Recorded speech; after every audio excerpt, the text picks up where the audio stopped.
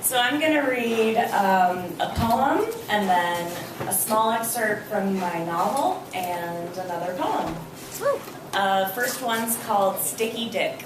Yeah. Tell me I resemble Lena Dunham. I vomit on your black Vans. My current mood is fucked. Your grocery outlet apron is the color of my heart right after I feed on your carotid artery. Tragedy in the free fall. Don't the skies make you feel small? Or ask or bite at night?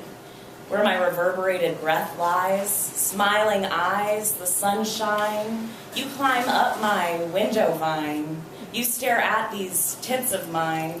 Scare away your rehearsed line. Choke that neck, but not mine. Half sheltered, half savior.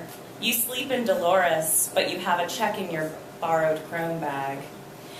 I may be from New York Shitty, and Massachusetts gets real pretty.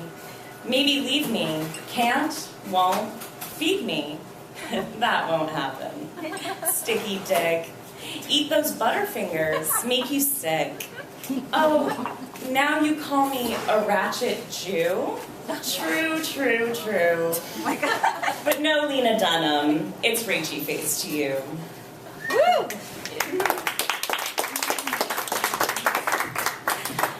This is an excerpt from my novel called Sarah Winking in the Nighttime. They scouted out all 50 states, took pictures of each welcome sign. Every morning he would wake up before her, reach out across her long black hair, its ends reaching his clavicle, her eyeballs moving round and round. She would open her eyes before she was awake sometimes, just for a second, still dreaming. She didn't need to knock herself out anymore, not with all the love he gave her, proving time and time again that she deserved to love herself.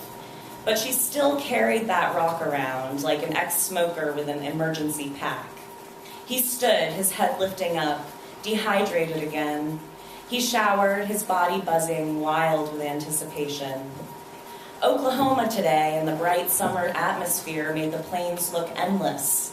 The grass sparkled tall. He couldn't take the beauty without feeling a satisfying pain in his heart.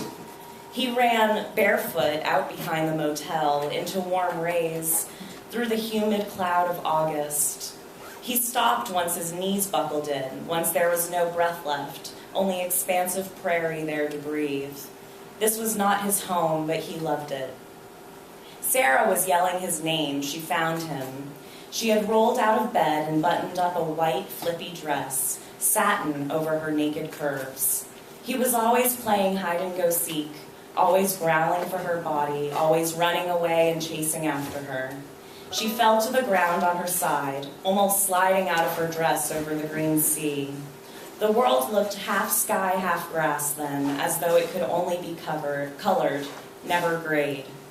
She laughed at his bruises. He laughed at her brightened face. They swayed in the grass for hours, swaying their bent legs, lying on their backs. It was so empty he could have gone down on her right then and no one would know. He thought about it, even slid his hand up the milky thigh, anticipating her lips, her lips, her lips. She slapped him. He giggled, rolled himself away. He followed her. He always did, always following her in the morning. This is one more poem, and it's called Ha. I think it's romantic that people used to get engaged before they even knew each other. Then they'd spend years getting to know each other before they actually did it. But they knew what the outcome was. They couldn't predict the future, but they knew who it would happen with. That's the romantic part. Ha. Saying that makes me look at my nails, not saying it really, but writing it out loud. Not really looking at my nails, more like picking at them. I guess I'm a liar, you know? I don't mean to be. It's not clear to me what appropriate relationships really are. Every time someone says no to me, I feel a sense of loss. Whether the situation at hand be trivialized in the confines of my limited consciousness, or not. It takes some time between the no and the me to get past that little part of my chest, that tiny pinprick no bigger than a tack, chips away, away. That's why I never say no. I will say, though, I used to fantasize about tax in a way I wish I could lie about. My shoulders shrug and you smile. My lips blush and you touch them. I'm alone and you're a man. Is my pathetic complexity interesting enough for you? Ha, there I go again, picking my nails. Not really, though. It's disgusting to pick at your fingers, don't you think? Woo! Thank you.